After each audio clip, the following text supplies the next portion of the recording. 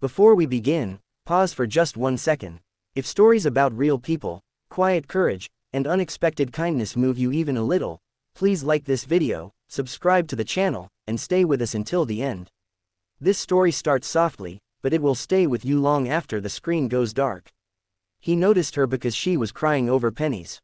Not loud crying, not dramatic, just the kind of silent tears that fall when someone is trying very hard not to be seen. She stood at the end of the grocery checkout line, counting coins with shaking fingers, whispering numbers to herself as if hope might appear between them. The cashier waited, uncomfortable. The line behind her grew restless. And the little boy beside her, no older than 5, clutched her coat sleeve and looked up at her like she was the whole world. That was the moment Daniel stopped walking. Daniel hadn't planned to be in that store longer than 5 minutes. Single dad, tight schedule, school pickup in 20 minutes. His cart held the usual things: bread, milk, peanut butter, cereal his daughter liked even though it cost more. He was tired in the way only parents raising kids alone understand. Tired, but moving, always moving, until he saw the woman counting pennies. He tried to look away at first.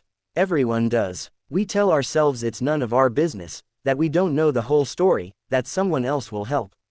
Daniel told himself all of that in the span of 2 seconds. Then the boy asked, very quietly, "Mommy, do we still get the soup?"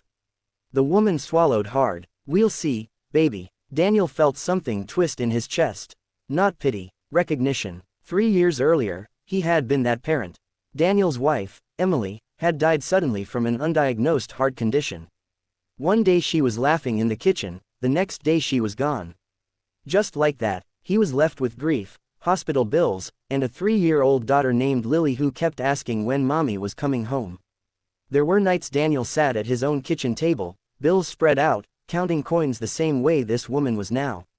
He remembered skipping meals so Lily could eat. Remembered the humiliation of putting items back at the register. Remembered the feeling of shrinking, like the world had decided you were invisible. So when the cashier cleared her throat and said, "Ma'am, you're about $2 short," Daniel didn't think anymore. He stepped forward. "I've got it," he said, placing his card on the counter. The woman turned, startled. Her eyes were red, rimmed with exhaustion. "Oh, no, I couldn't." "It's okay," Daniel said gently. "Really?" She hesitated, pride and desperation wrestling on her face. Her son squeezed her hand tighter. "Thank you," she whispered, finally. One word, but it carried the weight of 1,000. Daniel paid, nodded once, and walked away before she could say more. He didn't want praise. He didn't want to embarrass her. He just wanted to make the moment easier. But life, it turned out, wasn't done with either of them. 2 days later, Daniel was running late again. Lily had a school project due, something involving poster boards and glue sticks he'd forgotten to buy. He rushed back to the same store, scanning aisles with half his attention on his phone. "Excuse me," he turned. It was her. The woman from the checkout line stood there, holding a folded piece of paper. She looked cleaner, more composed, but the weariness was still there, like a shadow that didn't quite leave. "I wasn't sure it was you," she said. "But I hoped." Daniel smiled politely. "Hi, my name is Maria," she said.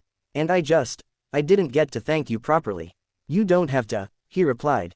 "I know, but I wanted to." She held out the paper. "This is my number, not because I want anything. Just in case you ever need help. Or if I can pay you back someday." Daniel almost laughed at the idea. Life didn't work like that, he thought. But he took the paper anyway. "I'm Daniel," he said.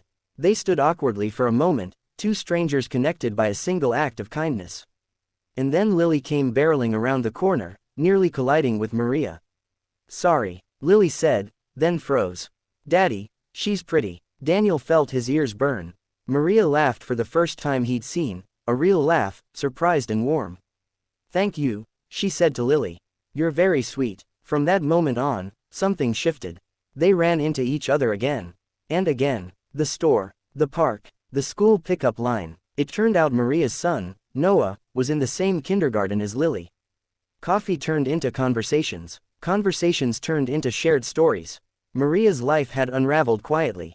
Her husband had left 2 years earlier, disappearing with promises he never kept. She worked 2 part-time jobs, neither with benefits. Rent kept rising. Childcare ate what little she earned. Some weeks, She had to choose between food and gas. I feel like I'm failing him, she admitted one evening as they sat on a park bench, their kids playing nearby. No matter how hard I try. Daniel stared ahead. You're not failing. You're still here. That counts for more than you think. He didn't realize he needed to say it as much as she needed to hear it. As weeks passed, they began to help each other in small ways. Daniel watched Noah when Maria worked late. Maria helped Lily with reading when Daniel's shift ran long. They shared meals, laughed over burned dinners, cried over old wounds. But life doesn't test you once. It tests you again. Maria lost one of her jobs without warning. Budget cuts. No apology. No severance. She tried to stay strong, but Daniel saw the signs. The tight smiles. The way she avoided eye contact. The way her fridge grew emptier. One night, Maria finally broke. I don't know how much longer I can do this, she sobbed at Daniel's kitchen table, hands shaking just like they had that first day in the store.